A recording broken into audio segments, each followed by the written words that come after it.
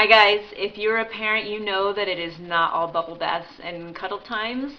Sometimes you have to deal with poopy diapers, attitudes, and trouble at school. But for a very few of us, we have got a challenging child that just takes it to the next level. And by challenging, that can mean a lot of different things to different families. It could be anything ranging from behavioral attitudes to medical conditions and diagnoses, things like that. And I would love it if you guys wanted to share your stories with me. I will read every comment of this video and reply and let you know that you are not alone. Every time a new person, be it a teacher or an instructor or another parent, notices my challenging child's behavior, I go through a myriad of emotions. The first one is failure. What have I done in this child's life to make him like this? And the answer is nothing really. This is just kind of who he is. And so the second feeling I have is kind of shame and embarrassment that he is like that sometimes, and he just is. That's just kind of how he is.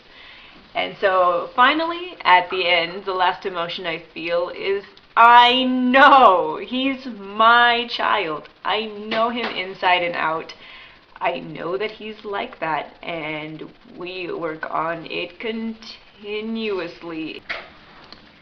If you don't know, my son has ADHD, and that mostly manifests itself into no impulse control. He just does things. He doesn't think them through, he hasn't planned them, he just does them. And my son drives me crazy. Crazy with love, crazy with pride, crazy with stress and worry. I have no idea at this point if he is going to be able to care for himself when he's a grown-up. But he's energetic and he's funny, and when he's thinking about it, he's very kind. So for all of you moms and dads and guardians and grandparents, I'm kind of going to share our story together of our challenges, and it's probably going to be a couple video series. So, like many people, our story starts with an amazing new first baby, and you're just amazed at your own capability to love because you have never loved so deeply or so strongly before you've had your first baby. And everything was heaven for us until about 11 months. At 11 months, we took our bundle of joy to the doctor and got a pretty nasty surprise. So it turned out that he was having his first of now 3 failure to thrive weight checks. So basically what that means is that, you know, if your baby follows a certain track of weight percentile, it doesn't really matter if it's high or low to begin with, but if there's a dramatic change in a dramatic decrease, then your child will be diagnosed with failure to thrive.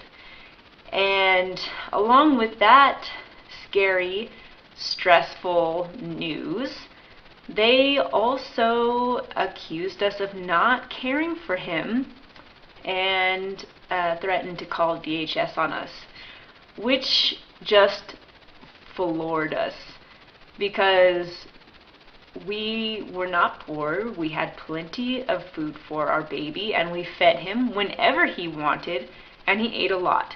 So we were surprised, to say the least.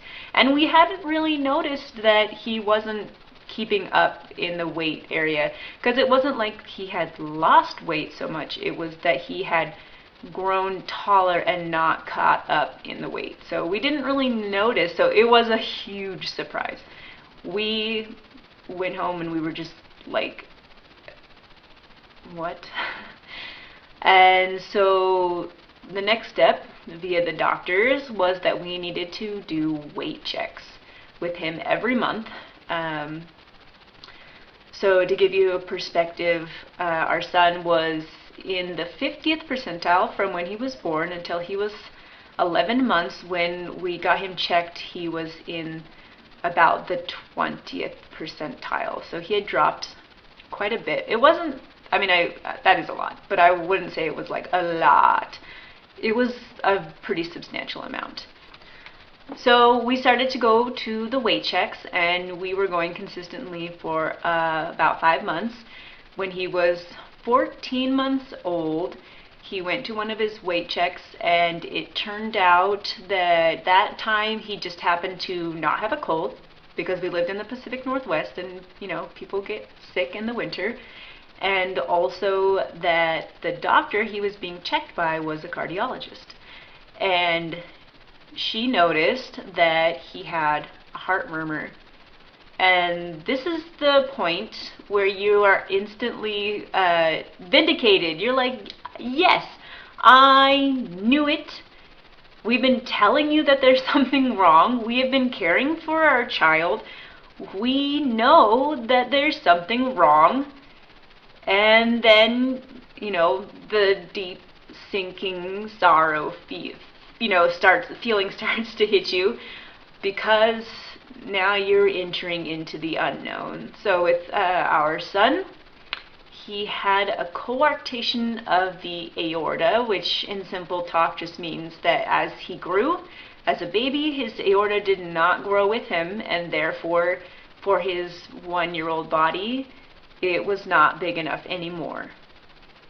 So now he had to have open heart surgery. And I think that's where we're going to stop for this video, because like many things in life, it goes on and on and on, and I want to keep the videos kind of short. But there's definitely going to be more in this series, because we're going to talk about going through your child having a surgery, a major surgery, the emotional distress that goes with that. Excuse my whoo-hoo. And probably in the next video we'll go through all of that, and then to the recovery, which takes many years. And then we'll go into his older child life, where he kind of adds on from that to some other diagnosis of the ADHD and behavioral issues. So thanks for joining me. If you related at all to anything that I said, please comment below, share your stories. I'd love to hear from you. So bye!